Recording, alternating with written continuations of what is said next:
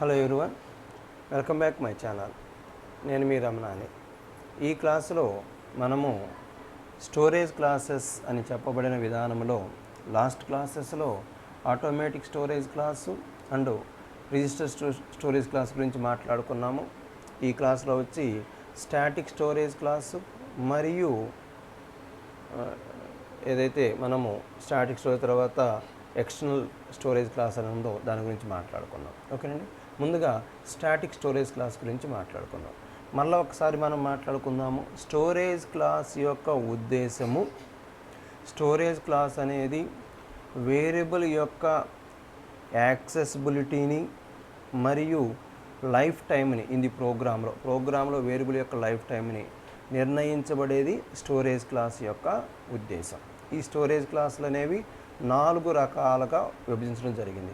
Automatic storage class, register storage class, static storage class, external storage class. ఈ 4గిట్లో 2 storage class గురించి మనం last క్లాస్లో మాట్లాడుకున్నాము. రిమైనింగ్ స్టోరేజ్ క్లాసెస్ అనేవి ఇప్పుడు డిస్కస్ చేద్దాం. సో స్టాటిక్ స్టోరేజ్ క్లాస్ గురించి మాట్లాడుకుందాం. Static storage class.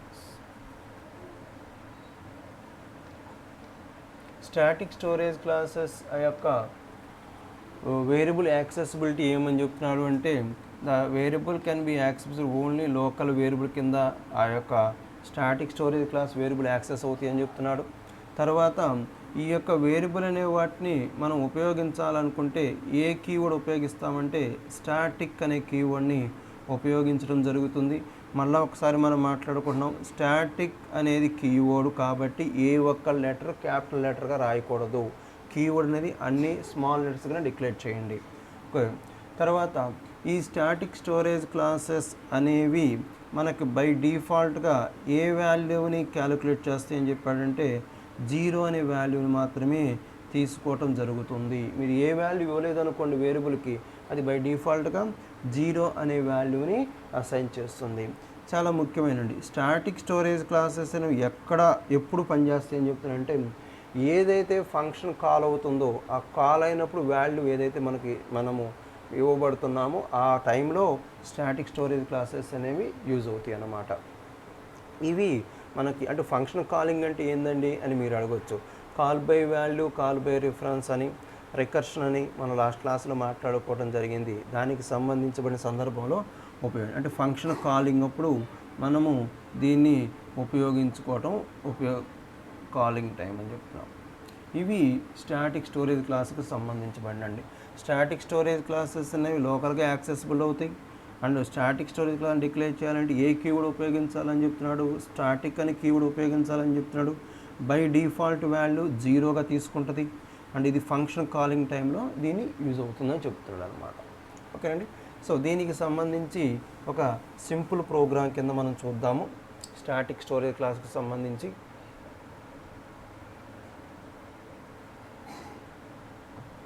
So example for static keyword.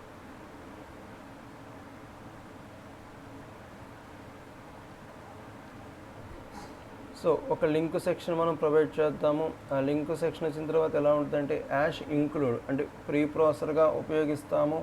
తర్వాత దానికి ఒక హెడర్ ఫైల్ని అసైన్ చేస్తాం, stdio.h.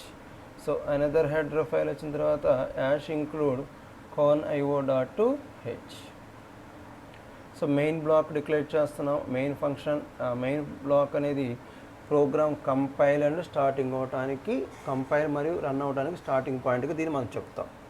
సో తర్వాత ఇక్కడ ఒక వేరియబుల్ మనం అసైన్ చేస్తున్నాము. The variable a, b, c. ఈ 3 వేరియబుల్ ఏ డేటా టైప్కి సంబంధించినవి? ఇంటీజర్. ఎందుకోసం అంటే ఇంట్ అని కీవర్డ్ మనం డిక్లేర్ చేసాం కాబట్టి. ఇవి 3 స్టోరేజ్ క్లాస్ అయిన స్టాటిక్ స్టోరేజ్ క్లాస్కి సంబంధించి తెలియాలంటే బిఫోర్గా మనం ఏం ఉపయోగించాలని చెప్తున్నాడు, స్టాటిక్ అనే కీవర్డ్ని ఉపయోగించాలి. ఓకేనండి, తర్వాత ఎటువంటి వాల్యూని ఇవ్వకుండా జస్ట్ మీరు సమ్మేషన్ ఏదైనా ఒక వాల్యూని కూడమని చెప్పామనుకోండి, ఈ వాల్యూ అనేది దీనికి అసైన్ చేస్తున్నాం. ఏబీకి మీరు ఏ వాల్యూ ఇవ్వాల, ఐదర్ స్టాటిక్ పొజిషన్లో కావచ్చు, డైనమిక్ పొజిషన్ మెథడ్లో కావచ్చు, ఏ వాల్యూ మనం అసైన్ చేయలేం. స్టాటిక్ పొజిషన్ మెథడ్ అంటే ఏంది, అసైన్ అసైన్మెంట్ ఆపరేటర్ అంటే A is equal to some value, B is equal to some value, ఇలాగా ఒక వాల్యూని అసైన్మెంట్ ఆపరేటర్ ఇవ్వగలిగితే దాన్ని మనం స్టాటిక్ ప్రొసీజర్గా మాట్లాడతాం. అలా కాకుండా డైనమికల్గా అంటే ఏంటంటే ఇన్పుట్ ఫంక్షన్ ఉపయోగించి డైనమికల్గా ఇస్తాం. అలాంటి ఏ పద్ధతి లేకుండా మనము వేరియబుల్కి వాల్యూ ఇవ్వలేదన్నమాట. ఈ సందర్భంలో ఇవ్వబడే వాల్యూ ఏందని మనం మాట్లాడుకుంటాం. సో సి వాల్యూ ప్రింట్ చేయమంటున్నాం. Just print F C is equal to percentage D, ఎందుకంటే పర్సంటేజ్ డి ఇంటీజర్ వాల్యూని ఐడెంటిఫై చేయడం కోసం, comma C. Get CH is a function, return is a keyword. Return అనేది ఒక కీవర్డ్ కింద మనం ఉపయోగిస్తాం. బ్లాక్లో వచ్చారు. సో ఈ ప్రోగ్రామ్ మనం ఒక్కసారి గమనిస్తే ఈ ప్రోగ్రామ్ అవుట్పుట్లో అంటే ఇక్కడ మనం గమనిస్తే ఏబీకి వాల్యూ ఇవ్వలేదు కదండి. So the C value is equal to 0.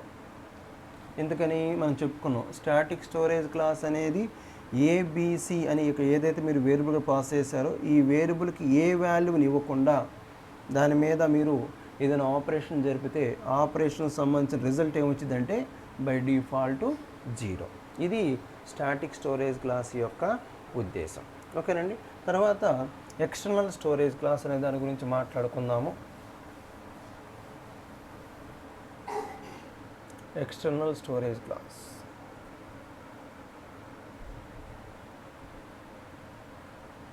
External storage class యొక్క మెయిన్ పర్పస్ ఏంటంటే గ్లోబల్గా వేరియబుల్ డిక్లేర్ చేయటము ఒకటి.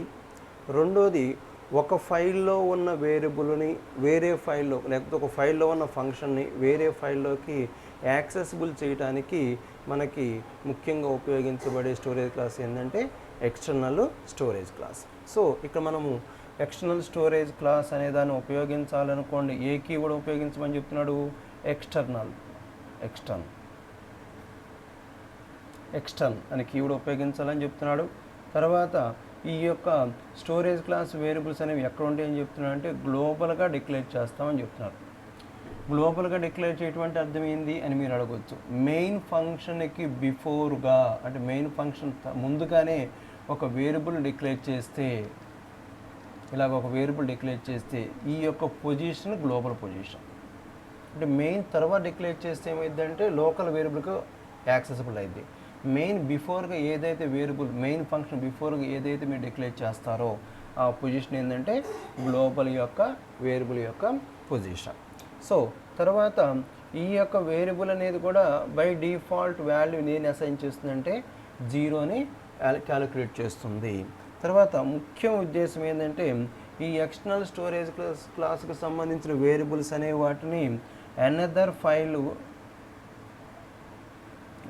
ఫైల్లో యాక్సెస్ చేయొచ్చు. వేరియబుల్ కావచ్చు, ఫంక్షన్ కావచ్చు, దేన్నైనా సరే మనం ఎక్స్టర్నల్ కీవర్డ్తో డిక్లేర్ చేస్తే అది వేరియబుల్ అయినా ఫంక్షన్ అయినా వేరే ఫైల్ అయినా సరే యాక్సెస్ చేయొచ్చు. ఇది మనము ఎక్స్టర్నల్ స్టోరేజ్ క్లాస్ కింద చెప్పబడేది అనమాట. సో దీని యొక్క కీవర్డు ఎక్స్టర్న్, దాని వేరియబుల్ ఎక్కడ డిక్లేర్ చేస్తాము? గ్లోబల్గా డిక్లేర్ చేస్తాం. గ్లోబల్గా అంటే ఏంది? మెయిన్ ఫంక్షన్ బిఫోర్గా రాయబడేది ఏదైనా గ్లోబల్గా చెప్పబడతాం. సో ఈ వాల్యూ ఏం తీసుకుంటుందని చెప్తున్నా బై డిఫాల్ట్గా 0. సో ఇది మనం పర్పస్ ఏంటంటే ఈ వేరియబుల్స్ని కావచ్చు, ఫంక్షన్ కావచ్చు, ఏది ఎక్స్టర్నల్ సంబంధించిన వేరియబుల్ కావచ్చు, ఫంక్షన్ కావచ్చు, వేరే ఫంక్షన్లో అయినా సరే మనము దీన్ని కాల్ చేయొచ్చు. దీన్ని మనము ఎక్స్టర్నల్ స్టోరేజ్ క్లాస్ కింద చెప్తున్నాము. దానికి సంబంధించిన ఒక సింపుల్ ప్రోగ్రామ్ అనే దాన్ని ఒకసారి చూద్దాం. సో ఇక్కడ ఎగ్జాంపుల్ ఫర్ ఎక్స్టర్న్ కీవర్డ్ అండి. తర్వాత ఒక లింక్ సెక్షన్ని ప్రొవైడ్ చేస్తున్నాము. లింక్ సెక్షన్ అనేది #include stdio.h. stdio.h అనేది హెడర్ ఫైల్, #include అనేది pre processor. Another include file #include conio.h is 2 types of header files అన్నమాట. తర్వాత మెయిన్ ఫంక్షన్గా డిక్లేర్ చేస్తున్నాం. సో బిఫోర్ మెయిన్ ఫంక్షన్ మనం ఇప్పుడు చెప్పుకున్నట్టుగా గ్లోబల్గా వేరియబుల్స్ని డిక్లేర్ చేయాలని చెప్తున్నాడు. సో చూడండి, గ్లోబల్గా variables for example int A, B, C.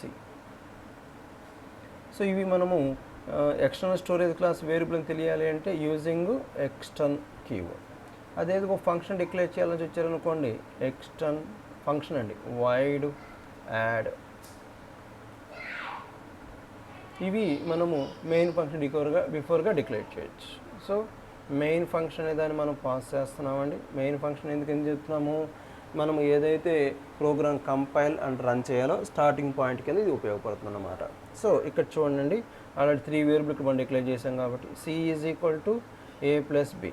Just direct print F C is equal to percentage D comma C. As usual get CH return is a keyword. So ఈ ప్రోగ్రాంలో మీరు గమనిస్తే వేరియబుల్స్ అనే వాటిని బిఫోర్ మెయిన్ ఫంక్షన్ డిక్లేర్ చేసాం, అంటే దీన్ని global variable కింద పిలుస్తాం. అదేందుకు ఒక ఫంక్షన్ కూడా డిక్లేర్ చేసాం, ఈ ఫంక్షన్ కూడా గ్లోబల్ ఫంక్షన్గా పిలుస్తాం. దీన్ని వేరియబుల్స్నైనా ఈ ఫంక్షన్ అయినా వేరే ఫంక్షన్ ఎక్కడైనా మనం యూజ్ చేయొచ్చు అనమాట. ఫర్ ఎగ్జాంపుల్ ఇది ఏ డాట్ సి అనే పేరుతో సేవ్ చేశారనుకోండి. For example another program B dot C అని ఇంకో ప్రోగ్రామ్ రాస్తే బి డాట్ సిలో ఈ యొక్క విధానాన్ని ఏదైతే యాడ్గా ఇక్కడ డిక్లేర్ చేసామో దాని ఎక్స్టెన్షన్లో యూజ్ చేయొచ్చు అనమాట. ఇది మనము ఎక్స్టర్నల్ స్టోరేజ్ క్లాస్కి మాత్రమే పాసిబిలిటీ. అంటే ఒక ఫంక్షన్లో ఒక ఫైల్లో ఉన్న వేరియబుల్ కావచ్చు, ఫంక్షన్ కావచ్చు, వేరే ఫైల్ అయినా సరే యాక్సెసిబుల్ చేయబడుతుంది అనమాట. సో దీని యొక్క అవుట్పుట్ ఒకసారి మనం చూద్దాము. దీని యొక్క అవుట్పుట్ అనేది ఎలా ఉంటుందంటే, ప్రోగ్రామ్ రన్ చేసినగానే సి ఈజ్ ఈక్వల్ టు 0. ఎందుకండి, ఏబి అనే దానికి మనము వాల్యూ అసైన్ చేయకుండానే దాన్ని లాజికల్ ఆపరేషన్ జరిపాం అనమాట. సో మీరు ఫర్ ఎగ్జాంపుల్ ఏకి 10, బికి 20 అని ఇచ్చారు అనుకోండి, ద సి వాల్యూ ఈజ్ 30. ఏ వాల్యూ ఇవ్వకుండా జస్ట్ ఓన్లీ వేరియబుల్ డిక్లేర్ చేసి ఆ వేరియబుల్ యొక్క వాల్యూని మనం చెక్ చేస్తున్నప్పుడు ఆ వాల్యూ బై డిఫాల్ట్గా ఎంత వచ్చిందండి, 0గా రావటం జరుగుతుంది అనమాట.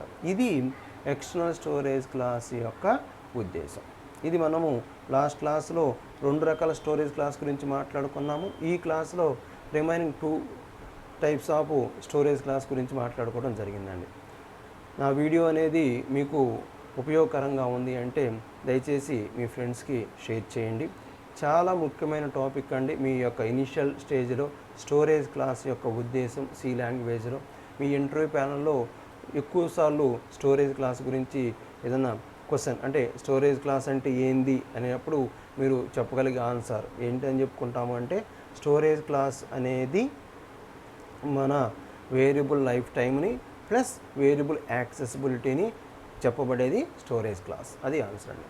So 4 types of storage class గురించి మనం మాట్లాడుకోవడం జరిగింది. సో మళ్ళీ ఒకసారి మనం మాట్లాడుకుంటున్నాము, మీడియం అనేది ఇంపార్టెంట్ కాదు, తెలుగు మీడియమా ఇంగ్లీష్ మీడియం అనేది టాపిక్ అనేది క్లియర్గా అర్థం చేసుకోండి. తర్వాత మీరు దాన్ని మీ యొక్క వేలో ఇంగ్లీష్లో దాన్ని మీరు ఆన్సర్ చేయొచ్చండి. టాపిక్ అనేది అర్థం చేసుకోవడం అనేది ముఖ్యమైన విషయం అన్నమాట. ఓకేనండి. Thank you to watching my channel.